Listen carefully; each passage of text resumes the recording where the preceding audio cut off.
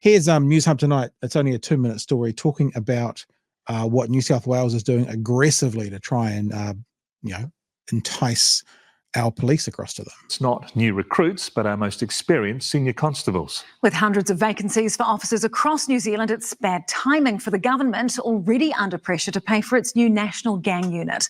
Well, and remember, pay for the National Gang Unit and deliver 500 new police officers. And what we expect, Chewy, is if there was, 9,000 police officers now, we expect at the end of that to be 9,500.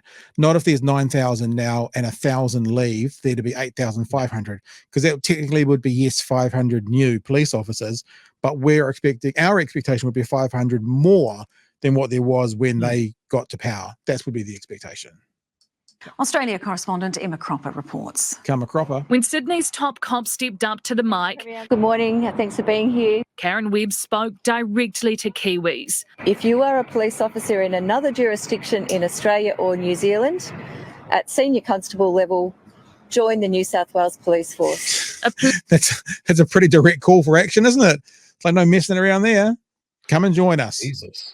Come and be with us. We'll treat you right. To lure over our best officers with more money. We pay well and we're attractive. And so far, the Police Association says Australia's recruitment drive is working. Yeah, it's a real worry. We lost 20 officers alone last week. It couldn't be worse timing for New Zealand. The government's new tough on crime stance is putting more pressure on police. Of course. And it hasn't revealed how it will pay and staff its brand new National Gang Unit. We expect it will be a mix of reprioritisation and new investment, but we can't get ahead of budget announcements.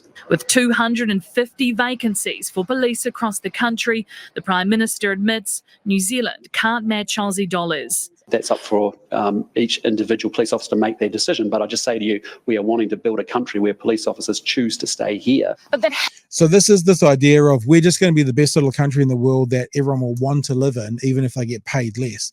Now, if you have enough of a pull, you can do that. I'm sorry to go all sports ball on you, Chewy, but to be an All Black, you need to play rugby in New Zealand. So there are a lot of professional rugby players who choose not to go to the UK where they get paid bigger bucks, much bigger bucks, because the All Black jersey means that much. I don't know if living in New Zealand has the same kind of draw for most people versus a 50% higher paycheck and a cheaper housing system. Do you know what I mean? So there are things that you can go, you're not going to earn as much, but it's worth staying. I don't know if the Prime Minister saying, we just want to make this a better place for them to live is in that kind of feel. What do you think? Yeah, exactly right. Like if the way you'd find out is if the jobs had the same pay. Yeah. And then are we still losing cops to Australia? Oh, it's more appealing. Or if it stops, it goes, oh, okay, people prefer the lifestyle here. But you can't pay your rent with lifestyle. Yeah. You can't get ahead with lifestyle. If these cops are being asked to do more for less, comparatively, why would you stick around? But you can't sit there and go, oh, you're leaving New Zealand. How disloyal of you. You're being disloyal to them. You're forgetting, Chewy, that Mark Mitchell said a few days ago that the reason they're putting downward pressure on rents is because police officers rent houses and that will help them out. So there's that. That's a cover all, isn't it? Doesn't that make everything else go away? I want to know how many applications were lodged after that abortion of an interview. Because if I was a cop watching that, I'd be brushing up my CV and emailing it directly to Karen to go, oh, yep, I'm on. Okay, we'll get to the end of this. Only 30 seconds. Hasn't been enough. In the past 12 months, Australia has been aggressively targeting Kiwi cops using incentives like $20,000 cash bonuses. This time here in New South Wales. That's a chunk of change. 20 grand. So basically, if you could get yourself across there for cheap, 20 grand is potentially a house deposit.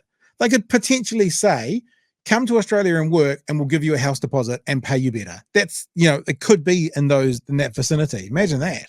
They're after senior constables and they'll let them keep their rank if they move over. When it becomes really easy and you're not losing your rank, so you're keeping that, the pay levels at the higher rate than having to start again in Australia, that makes it really attractive to a number of officers. And it leaves New Zealand not only without police officers, but this time crucial police experience. Yeah. In Sydney, Macropa News Hub. I wonder as well, actually, this is a side note, I'd be interested to hear from an Australian police officer. I wonder how an Australian police officer would feel about a Kiwi turning up on their doorstep and outranking them on day one.